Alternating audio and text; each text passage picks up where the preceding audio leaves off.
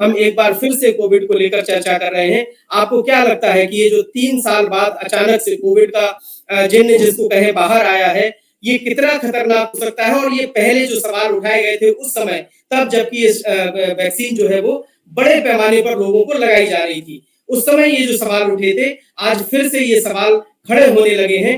क्या वजह है? क्यों ये सवाल खड़े हो रहे हैं और इनकी कितनी रिलेवेंस है? देखिए, डॉक्टर ऐसा है निर्मल जी। उस समय जब कोविड आया था तो हम लोग को बहुत कुछ पता नहीं था। इसकी ना तो एटियोपैथोजेनेसिस पता थी, ये कैसे अटैक करता है और इसको बचाए कैसे? क्योंकि ये बहुत एक नई-नई बीमारी थी और दवाएँ ऑफ कोर्स अवेलेबल थी नहीं। तो कोई ऐसी दवाई जो है 1 महीने 2 महीने में डेवलप नहीं की जा सकती। तो प्रिवेंशन ही सबसे बेस्ट था। अब चाहे प्रिवेंशन और फिजिकल मेथड पे था, जो यहाँ पे सरकार ने या health of family and welfare ministry ने जो गाइडलाइंस दिए, बिल्कुल ठीक था। जब बात आई वैक्सीन की, सो वैक्सीन के साथ देखिए कोई भी चाहे वो दवाई हो या वैक्सीन हो, इतनी जल्दी उसके चाहे हम इफ़ेक्ट की बात करें या साइड इफ़ेक्ट की बात करें, इतना जल्दी डॉक्यूमेंट करना बड़ा मुश्किल होता है। अब उस समय इतना आनन-फानन में क्योंकि ये बात सिर्फ़ एक कंट्री की हिंदुस्तान की या ऐसे कोई कंट्री की नहीं थी, ये बात पूरे विश्व की थी क्योंकि ये पूरे वैश्विक स्तर पर फैला हुआ था, पूरा एक पैंडेमिक थी और लोगों की इतनी जानें जा रही थी, सारे हॉस्पिटल्स फुल थे, तो बेसिकली किसी के पास कुछ था नहीं करने को।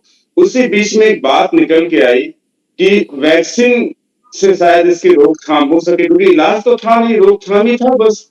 सो ऑफ कोर्स उस समय भी वैक्सीन को कंपनी ने बनाया, चाहे वो भले एस्ट्राज़ेनेका के साथ हमारी पार्टनरशिप थी, उनके टेक्निकल गाइडलाइंस पे इंडिया में सीरम इंस्टीट्यूट ने डेवलप किया। इस वैक्सीन को लेके देखिए क्वेश्चन मार्क थे। क्यों?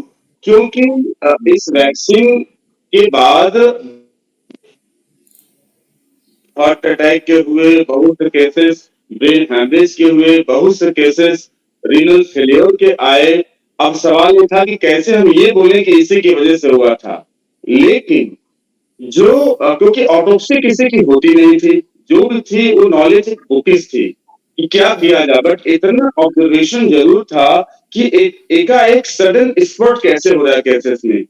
इतने यंग लोगों को हार्ट अटैक 20-20, 22-22 साल के यंग लड़कों को हार्ट अटैक्स लगे होने, तो कुछ ना कुछ तो बात थी।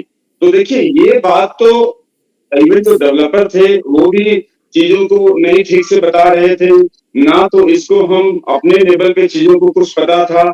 मुद्दे की बात इतनी ज़रूर थी कि वैक्सीन की वजह से कहीं न कहीं कोई इश्यू शायद हो सकता है जिसके बारे में जानकारी नहीं थी और ये बात पहले भी बहुत से लोगों ने बताई कि वैक्सीन इंड्यूस थ्रोम्बोसाइटोपेनिक समथिंग कुछ ना कुछ कॉम्प्लिकेशन तो हो रहे हैं। मतलब भई ये वायरस आपको लंग्स में गया, लंग्स में जाने के बाद जो वहाँ के छोटे-छोटे जो खून की नलियाँ वेसल्स होती हैं, जो धमनियाँ होती हैं, उसमें कुछ कॉम्प्लिकेशन होते थे कि इन्फ्लेमेशन हुआ, थोड़ा उसमें सूजन हुआ, सारे क्लॉट्स बने, उस क्लॉट्स की वजह से सारे प्लेटलेट्स एंट्रैप हो गए और एंट्रैप होने से प्लेटलेट की कमी हुई, तो 2 तरह से इफ़ेक्ट हुआ। एक क्लॉट की वजह से इफ़ेक्ट हुआ कि पूरी आके धमनी में रक्त जम गया तो आगे प्रवाह नहीं हो रहा है, वो ऑर्गन फेलियर होने लगा। दूसरा दुष्प्रभाव हुआ कि अगर आपका प्लेटलेट्स एक ही जगह आप इकट्ठा हो गया तो बॉडी में प्लेटलेट्स की कमी हो गई, उस वजह से उसका दूरगामी परिणाम हुआ जैसे most danger was brain haemorrhage.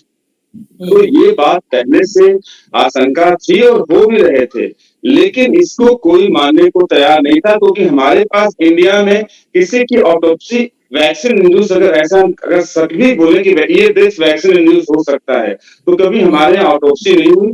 ये जो है वो बाहर के देशों में चाहे वो इटली ने कुछ करा हो, चाहे वो इंग्लैंड में हुआ हो, बाहर के देशों में ही ये कुछ लेवल पे हुआ है और जिनके पास हिस्ट्री है लेकिन उन लोगों ने कभी इसी को शेयर नहीं करा।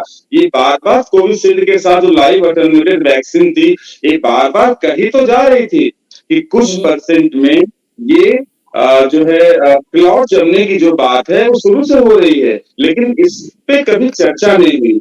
आज जब लोगों ने बाहर के देशों में जब केस फाइल हुआ है, डिस्कशन चल रहा है, लोगों ने कंपनसेशन की बात करी है। अब इसको रिट्रोस्पेक्टिव स्टडी किया जा रहा है। डॉक्टर अभिनव गुप्ता आपके पास आना चाहेंगे।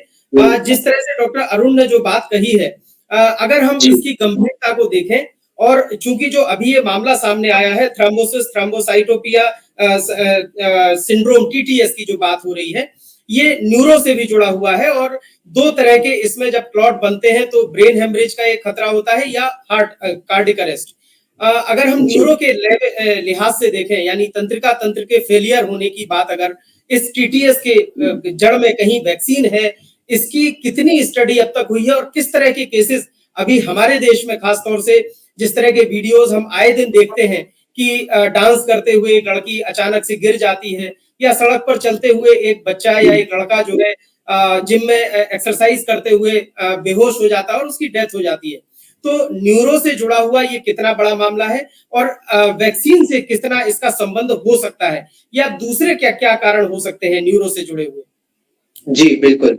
देखिए जब से कोविड आया और उसके बाद कोविड की वैक्सीन लगना शुरू हुआ, तो हमारे पास इन मामलों में बहुत बढ़ोतरी हुई कि स्ट्रोक जो कि पैरालिसिस के अटैक्स जिनको हम आमतौर पर जानते हैं, उनकी मामलों में अत्यधिक वृद्धि आई।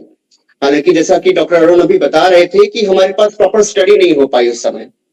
तो कोविड के समय से ही या आप कह लें कि उस समय पर भी जब हमारे पास इस समय काफी मरीज आते थे जिनको की वैक्सीन लगी थी और वैक्सीन लगने के 2 या 3 दिन बाद चेहरे का पैरालिसिस या फिर स्ट्रोक यानी कि आधे शरीर का पैरालिसिस में कई बार कॉमनली हो जाया करता था, या न्यूरोजेनिक और अन्य विकार जो है उस समय काफी मरीज आए थे। हालांकि एक प्रॉपर डेटा प्रॉपर रिसर्च के बाद इसके बारे में आगे कुछ कहा जा सकता था जो कि इस समय पर संभव नहीं थी, लेकिन प्राइमरीली ये काफी हद तक काफी केसेस में समझ में आया कि शायद आदमी को जब वैक्सीन लगी थी उसके बाद इनको पैरालिसिस हुआ है या इसके बाद उनको बुखार आया।